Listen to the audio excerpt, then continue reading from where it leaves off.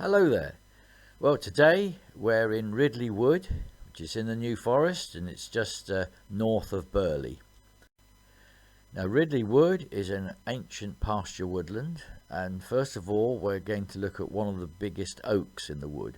There are many veteran trees in this wood. It's quite famous for its big pollards, both oak and beech.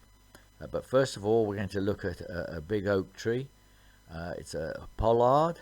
The pollard is where they used to cut off the branches at above the grazing height, so that they didn't get grazed, and they would form these multiple stems.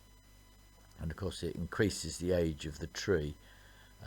So anyway, this one is partly collapsed, with one of its big limbs laying on the forest floor.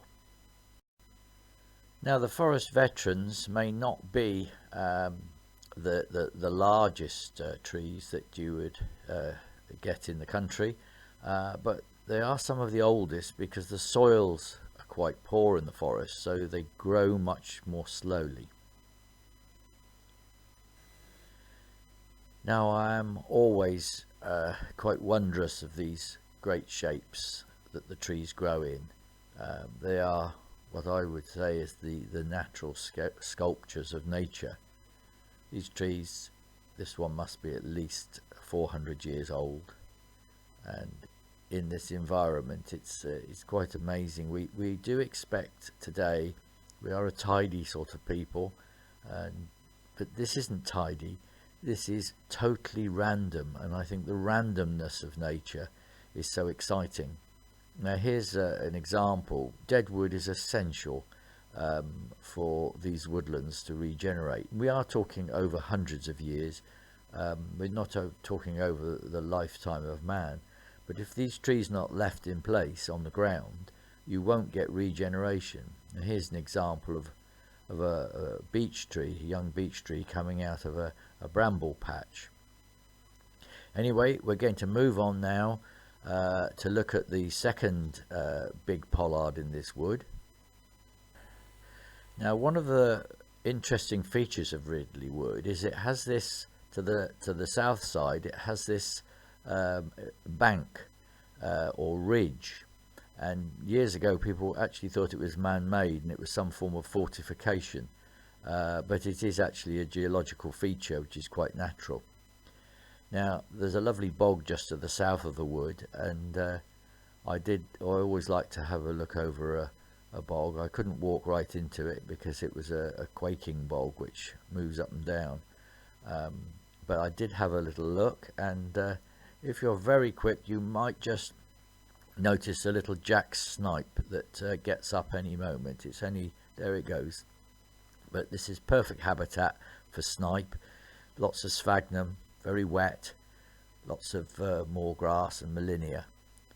Anyway, we get back to the big beech tree. Here it is. Again, it's partly collapsed, but you can see it's a classic pollard. It wasn't many years ago when most of the dead wood, fallen trees in these woods was carted away for firewood, but about 30 years or so ago, that practice was stopped. No, it carries on in some places, but in these really fine pasture woodlands, they don't take it out.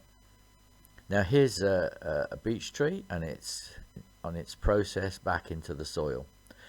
Anyway, I had come to the wood to do a painting, but it's drizzling now, and I think I'll just have to resign myself to the fact that it's not a painting day.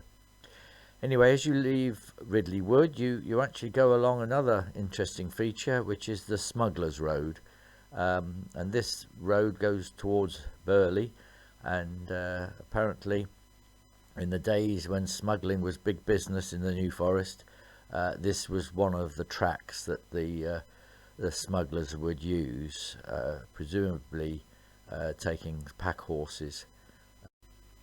Well, these stories all add to the interesting history of the forest. Anyway, I hope you've enjoyed this little trip into Ridley Wood, and if you have, please click a like and maybe subscribe. Anyway, goodbye for now.